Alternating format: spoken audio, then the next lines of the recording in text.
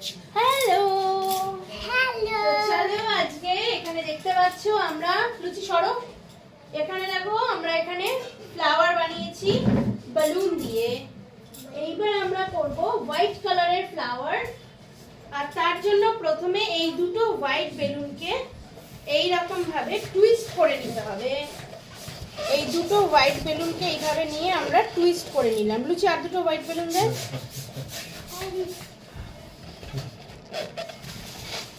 ওইখানে ওই যে ওই তো দে দুটো সাদা।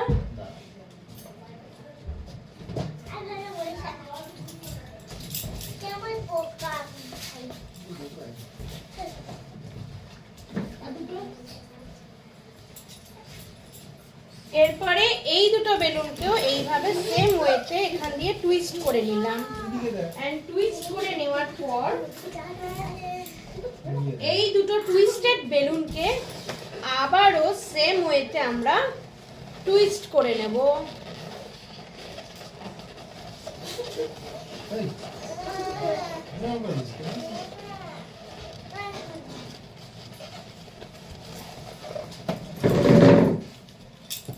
যা খুলে গেল।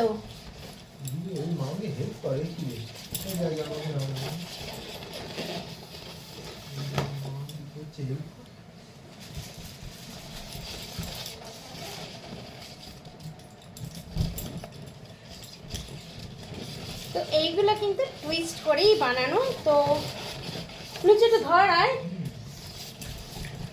ধর, একটা ধর, এই দুটো ধর, দুটো হাতে ধর।